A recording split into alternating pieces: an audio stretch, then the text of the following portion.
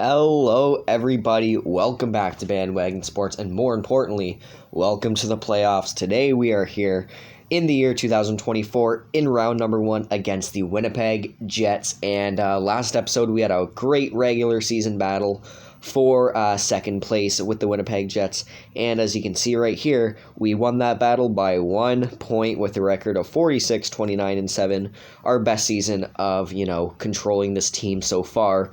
And I'm really excited to hop into these playoffs. We went to the semifinals last year, unfortunately lost, but we're looking for some redemption this year. So let's go look at the lineup. Let's go look at how we did against the Winnipeg Jets in the regular season, and then hop into the playoffs. So let's begin. Okay, so looking at the Winnipeg Jets line, they definitely have a deep team. A lot of good depth players like Nikolai Ehlers, Mark Scheifele, Patrick Laine. Really good first line. Kyle Connor, Jonathan Marchessault, Blake Wheeler. Really good second line. And you can see Jean-Gabriel Pageau manning the third line for the Winnipeg Jets. They paid him $8 million. Oh, man. And did he perform? 44 points in 82 games in reduced minutes. That is pretty good for him. So they have a really good team. They have a deep team, and they also have good chemistry as well. You can see 2+5s on the first two lines. That's going to be deadly. And same with defense. 2+5s on the top two lines for defense for the Jets. Good-looking team, and they do have Connor Hellebuyck in net as well. This is not going to be an easy matchup. Let's just take a look at Connor Hellebuyck here. 920 save percentage. Yep. Okay, so this is going to be tough.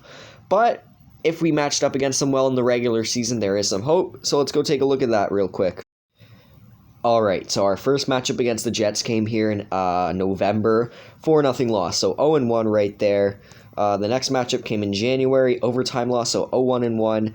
Then February, another loss, 0-2-1, and then in March, we got a win. So 1-2-1 against the Jets in the regular season, that is not great. So kind of the odds are really stacked against us despite finishing better than them in the regular season. So this is going to be a really tough matchup, but I'm going to show you guys what we are working with in terms of lineup here. So once it loads, boom, you can see we got lots of elites, lots of +5s, also just 1+3 there, and we have good depth as well. We have lots of depth that can, come through for us as well. We got Wenberg and Simmons on the bench. I'm really tempted to put Wenberg in there for the playoffs just to give the team a little bit more of a chance. And I think I will do that. On defense, we have some good players as well. I think, okay, I'm going to say this. I think the forward cores are pretty similar. They have slightly better, depth players, but I think that we match up well against them as well. The defense, I think I'm going to give it to us. They had more 83, 84 guys. We have 286s, 384s, and an 81. And goaltenders, I'm going to have to give it to them for their starter, but overall goaltender, if Kemper goes down with an injury, we at least have Linus Ullmark to back him up. So pretty similar teams here, if I'm being honest. And it is the moment you've all been waiting for, ladies and gentlemen. Let's get into game number 1. Here we are, game number 1 against the Winnipeg Jets. We are at home. We are in Minnesota for the first 2 games. Honestly, I would love to take the first 2 games. I don't know if it's going to happen, but I think the team that scores first is going to go pretty well off. So let's begin the playoffs year 4. Winnipeg opens up the scoring. Jonathan Marchessault on the power play. Come on, boys. We are a defensive-built team that can score. Maybe veering a little bit away from defense this season, but, still not bad. Okay, come on, offense. I really need you. You got to get one on Hellebuyck here. 1-goal game. Power play. Oh, goes nowhere. Oh, Chaz Lucius, let's go. We have a chance. Overtime. Who's going to be the hero? Come on. Please, someone. Minnesota. No. Nikolai Ehlers. Man, that is a tough go at things. Hellebuyck makes 38. No, he makes 40 saves. Chaz Lucius with a huge goal late in the game, but the team just cannot convert in overtime. Great game by Darcy Kemper, but an even better game by Hellebuyck. Let's get into game number 2. Okay, here in game number 2, still in Minnesota. We got to put that game 1 behind us. Just great performance by Kemper. If he keeps playing like that, it's going to be good. We need the offense to really step up here, though. Let's begin. Got to score the first goal this time, too. Oh, man. It looks like it's going to be a real defensive series. Goaltender's most likely going to control the outcome of this series. And Vesalainen scores first for the Winnipeg Jets. Power play Winnipeg goes nowhere, thankfully. Come on, offense, 2-0 Winnipeg. Man, come on, boys, 3-0, and we just cannot score a goal. 36 shots, Hellebuck with a shutout. What the hell is going on here?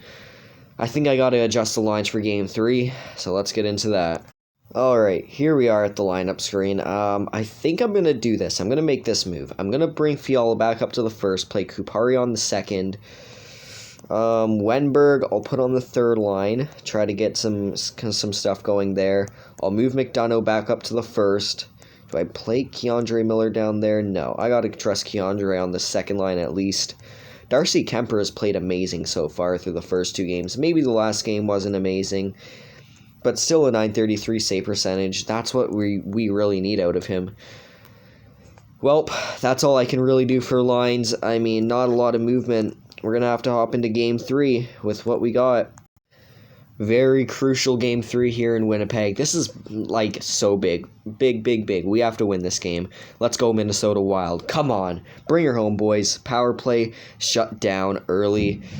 Come on, offense. And Jean-Gabriel Pageau is going to open the scoring for the Winnipeg Jets. Come on. Chaz Luch's second of the series. But Mark Scheifele gets the lead back right away for the Jets. Power play Minnesota, Vesalainen scores, and it is 3-1. Come on, offense. Winnipeg power play shut down. No, it's just not enough. We can't do anything against this damn team. Hellebuck with a 31 save effort. Man, this is frustrating. We have scored 2 goddamn goals all series, and they were both by Chaz Luchas. This is an embarrassment. I'm trying not to swear right now, but I'm getting pretty upset with this. Let's go, Game 4. Come on, Minnesota. Please just take one. Alexander Wenberg scores. Long power play, and Mark Scheifele scores. Even strength. Damn. What are you doing, guys? Stop taking so many penalties, would you? Jeez. There it is. Dylan Strome, 2-1. Now we're going to blow the fucking game. Excuse my language, but yeah, okay. Wheeler and then Newhook. This is it. Man, what an embarrassing season. This is pathetic, Minnesota. This is really pathetic. Oh my god, we get swept out of the first round. This is oh my god. This is so dumb, man. This is pathetic. I can't even explain. We get 4 goals all freaking series. Like, are you kidding me? We need something. This is a team that dominated it all season, and we can't even muster up more than a goal every game. Like, seriously. Oh my god. What an upsetting ass series. This is honestly so pathetic. This is the most pathetic thing I've ever seen out of this team. And I thought the addition of Rasmus Kupari might help. But you know what? It looks like we're going to need to make some drastic moves in the offseason, and I mean some drastic moves. I don't know if Darcy Kemper's coming back. I mean, he was the one thing that I can point out that was actually good about this playoff run. Sure, only a .910 save percentage and a .318 goals against average, but you know what?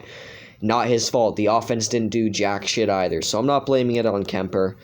I'm blaming it on these guys right here. This forward group right here did absolutely nothing. And I think that we have to make a move. We have to make a drastic change to the season during the offseason. We need to bring somebody in. So this team, it might look a bit different for next season, but damn, man, that is really something. Well, folks, at least some good came out of this season. The 2024 Stanley Cup champions are the Tampa Bay Lightning. And, yeah, pretty easy run for them. Nothing really happened, and we are actually in the Calder Cup Finals right now against the Belleville Senators, and it looks like we are about to lose by a score of 4-2, but you know what, the AHL team is always performing well, so that's okay. At least we made it here. That is good news in and of itself. So let's see, just autosave season right now, June the 1st, and yes, we are out. So let me simulate up to probably about the 15th here, if I can even do that. Yes, okay, come on. Game's lagging out real bad right now. So I'm going to simulate up to the 15th. Apparently we're already on the 15th of June. Let me go back out. Yes, we are. Okay, so let me take a look at the awards, and then we will end this episode. I have calmed down. Took a few minutes. But you know what? Just a loss like that is awful. Tampa Bay Lightning back-to-back-to-back Stanley Cup champs and 4-time Prince of Wales winners. Damn. All right, so let's get into the player awards. The Hart Memorial Trophy for the MVP of the league. I don't know what happened there. It just glitched out pretty hard. But the MVP is Mitch Marner, 107 points this year. Probably well-deserved. The Conn Smythe Best Player of the Playoffs, Steven Stamkos, 29 points. Art Ross, Most Offensive, is Austin Matthews, 115 points, so good on him. The Maurice Rocket Richard went to Austin Matthews as well with 49 goals, so again, good on him. Adam Oates for the Best Playmaker, Mitch Marner, 78 assists. Man, that would be a great duo for us, Marner and Matthews. That would be amazing, but I'm happy with Lucius and Kaprizov. Frank J. Selke goes to McDavid. Bobby Orr Trophy, Best Offensive Defenseman. Tony DeAngelo, 80 points, so good on him. Really great season. The James Norris, Olio Levy. He did win the Bobby Orr Trophy last year, and he wins the James Norris this year. The Calder went to William Villeneuve, 52 points for the defenseman from Anaheim. And the Vezina went to Elvis Merzlikins for the second year in a row. Jack Adams also went to Parsons. So those are the awards. We don't get any. Not a surprise, but anyways, that is going to do it for this episode. Really, I just don't even know what to say. I think we really need to make some drastic moves in the offseason, and if you guys agree, please comment down below. I'm definitely going to go look for players that can help, because I don't really just think that, I don't really know why that happened. It's just bad series. Maybe we just had bad luck. But I'm definitely going to be trying to get a new goalie next year. So if I can make a trade for Kemper, that would be awesome. Or I could just let him walk. But I would rather try to trade him away to another team and, give them some younger assets as well for a goalie. But that is a discussion for another day. So thank you all so much for watching. And I will see you all in the next one. But for now, bye.